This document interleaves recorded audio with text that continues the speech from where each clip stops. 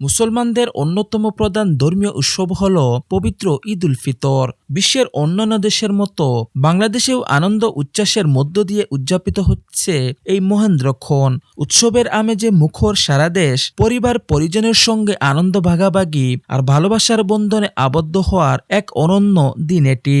এমন আনন্দঘন মুহূর্তে ভক্ত ও সমর্থকদের প্রতি ঈদের আন্তরিক শুভেচ্ছা জানিয়েছেন দেশের তারকা ক্রিকেটাররা। 2024 সালের 5ই আগস্টের পর থেকে বাংলাদেশ জাতীয় ক্রিকেট দলের সাবেক অধিনায়ক মাশরাফি বিন মুর্তজা অনেকটাই আড়ালে রয়েছেন। মাঝে মধ্যে সামাজিক যোগাযোগ মাধ্যমে ক্রিকেট প্রসঙ্গে মতামত জানালেও আগের মতো তেমন সরব দেখা যায়নি তাকে। তবে পবিত্র ঈদের দিনে ভক্তদের উদ্দেশ্যে ভিন্নধর্মী এক বার্তা দিয়েছেন তিনি। কিছুটা আক্ষেপের সুর মিশিয়ে ফেসবুকে লিখেছেন, মনে রাখা এবং ভুলে যাওয়া সবাইকে জানাই ঈদ মুবারক। আরেক সাবেক অধিনায়ক তামিম ইকবালও ভক্তদের জানিয়েছেন ঈদের শুভেচ্ছা। সামাজিক যোগাযোগ মাধ্যমে তিনি লিখেছেন, ঈদ মুবারক। এই পবিত্র ঈদে সবার জীবনে বয়ে আসুক শান্তি, সুখ ও সমৃদ্ধি। সবার জন্য রইল আন্তরিক শুভেচ্ছা ও ভালোবাসা।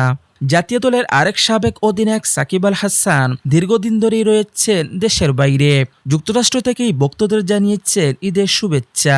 তিনি লিখেছেন, আপনার দিনটি আনন্দ, ভালোবাসা আর সুস্বাদু খাবারের প্রাচুর্যে ভরে উঠুক। এই বিশেষ দিনটি হোক আপনার মতো সুন্দর ও উজ্জ্বল। ওয়ানডে ও টি-20 ফরম্যাটকে বিদায় জানালেও টেস্ট ক্রিকেটটা এখনো চালিয়ে যাচ্ছেন মুশফিকুর রহিম। পবিত্র ঈদ উল ফিতরের দিনে ছেলেকে সঙ্গে নিয়ে ঈদের জামাতে অংশ নেওয়ার একটি মুহূর্ত ভক্তদের সঙ্গে ভাগ করে নিয়েছেন তিনি। সামাজিক যোগাযোগ মাধ্যমে সেই ছবি পোস্ট করে মুশফিক লিখেছেন, তাকাব্বাল্লাহু মিন্না ওয়া মিনকুম। আল্লাহ আমাদের ও আপনাদের নেক আমল কবুল করুন, ঈদ মুবারক। এর পাশাপাশি মাহমুদুল্লাহ রিয়াদও জানিয়েছেন ঈদের শুভেচ্ছা। ঈদের খুশি ছড়িয়ে পড়ুক হৃদয় থেকে হৃদয়ে, ঈদ মুবারক।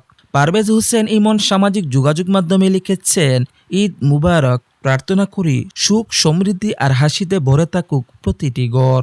এর পাশাপাশি লিটন দাস, তাওহিদ হৃদয়, নাহিদ রানা এবং আকবর আলী সহ অনেকে ঈদের শুভেচ্ছা জানিয়েছেন ভক্তদের।